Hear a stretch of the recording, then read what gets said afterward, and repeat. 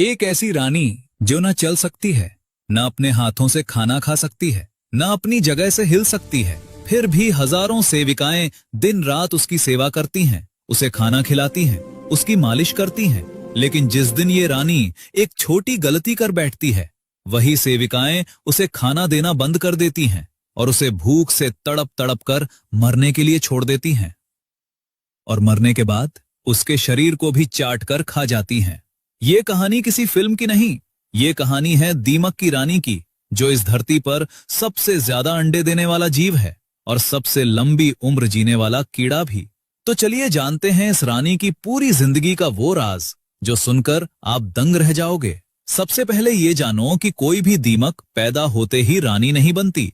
रानी बनने के लिए एक लंबा सफर तय करना पड़ता है। हर साल बारिश के मौसम में दीमक की कॉलोनी से हजारों पंखों वाली दीमक बाहर निकलती हैं। इन्हें अलेट्स कहते हैं। ये हवा में उड़ती हैं और इसी उड़ान में नर मादा का जोड़ा बनता है। उड़ान के बाद ये अपने पंख तोड़ देती हैं, क्योंकि अब इन्हें कभी उड़ना नहीं है।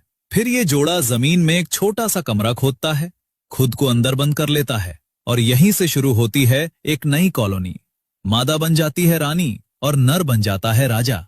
और सबसे हैरान करने वाली बात, ये राजा जिंदगी भर रानी के साथ उसी कमरे में रहता है। शुरू में रानी आम दीमक जैसी ही दिखती है, छोटी पतली, लेकिन जैसे जैसे अंडे देना शुरू करती है, उसके शरीर में एक ऐसा बदलाव आता है जो सुनकर आपको यकीन नहीं होगा।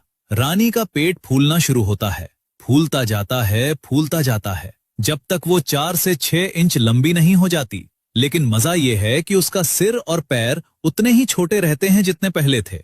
मतलब शरीर इतना बड़ा हो जाता है कि छोटे छोटे पैर जमीन को छू भी नहीं पाते। रानी हिल तक नहीं सकती। उसकी त्वचा भी पतली और पारदर्शी हो जाती है। और अब शुरू होता है अंडों का धमाका। एक मैच्योर रानी दीमक हर दिन 20,000 से 30,000 अंडे देती है। कुछ अफ्रीकी प्रजातियों में तो ये संख्या 40,000 प्रतिदिन तक पहुंच जाती है। अगर हिसाब लगाओ तो पूरी जिंदगी में एक रानी 10 करोड़ से भी ज्यादा अंडे दे सकती है। ये इस पूरी धरती पर किसी भी जीव की सबसे ज्यादा प्रजनन क्षमता है। अब इतने अंडे देने वाली रानी को सपोर्ट कौन करता है? जवाब है वर्कर दीमक, जो रानी की सेविकाओं की तरह काम करती हैं। ये वर्कर दीमक रानी के चारों तरफ 24 घंटे तैनात रहती हैं। इनका काम है रानी को खाना खिलाना, क्योंकि रानी का मुंह इतना छोटा है कि वो खुद से खा नहीं सकती। वर्कर पहले लकड़ी खाती हैं, उसे हजम करती हैं और फिर चबाया हुआ खाना रानी के मुंह में डालती हैं। इसके अलावा वर्कर रानी की मालिश करती हैं, उसके शरीर को साफ रखती हैं और जो अंडे रानी देती हैं उन्हें उठाकर नर्सरी में ले जाती हैं, जहां उनकी देखभाल होती है। लेकिन सबसे खास बात यह है कि रानी सिर्फ अंडे नहीं देती, वो अपने शरीर से एक खास केमिकल छोड़ती है जिसे फिरोमोन कहते हैं। ये फिरोमोन पूरी कॉलोनी में फैलता है और हर दीमक को बताता है कि रानी जिंदा है, सब ठीक है, अपना काम करो। और ये फिरोमोन एक और काम करता है, ये बाकी मादा दीमकों को रानी बनने से रोकता है। मतलब जब तक ये फिरोमोन एक्टिव है, कोई दूसरी रानी नहीं बन सकती। रानी ने अपनी केमिस्ट्री से पूरी कॉलोनी पर लॉक लगा रखा है। अब रानी के अंडों से जो बच्चे निकलते हैं उन्हें निम्स कहते हैं। ये देखने में बड़ी दीमक जैसे ही होते हैं, लेकिन छोटे और नाजुक। और यहाँ एक चौंकाने वाली बात है, शुरू में सारे निम्स यानी दीमक के बच्चे एक जैसे होते हैं। कोई पैदाइशी वर्कर नहीं, कोई पैदाइशी सोल्जर नहीं। तो फिर कौन तय करता है कि कौन वर्कर बनेगा, कौन सोल्जर और कौन अगली रानी? उसका जवाब है खाना। जी हाँ, जिस निम्फ को जो खुराक दी जाती है वो वही बन जाता है। आम भोजन मिला तो वर्कर, थोड़ा अलग भोजन तो सोल्जर। और अगर किसी निम्फ को विशेष भोजन और मालिश दी जाए तो वो भविष्य की रानी बन जाती है। मतलब दीमक की दुनिया में आपकी किस्मत आपके जन्म से नहीं, आपके खाने से तय होती है। और अब आती है इस कहानी की सबसे खतरनाक बात। रानी दीमक साइंस के मुताबिक 25 से 50 साल तक जी सकती है। ये किसी भी कीड़े की सबसे लंबी उम्र है। वो चिंपैंजी से भी ज्यादा जीती है।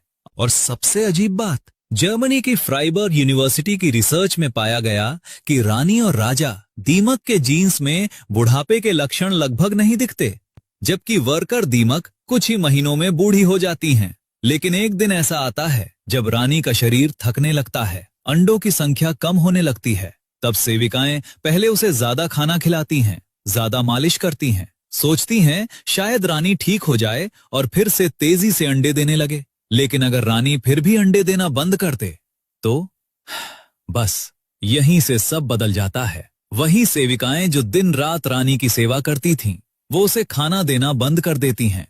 रानी हिल नहीं सकती, अपने मुंह से खा नहीं सकती।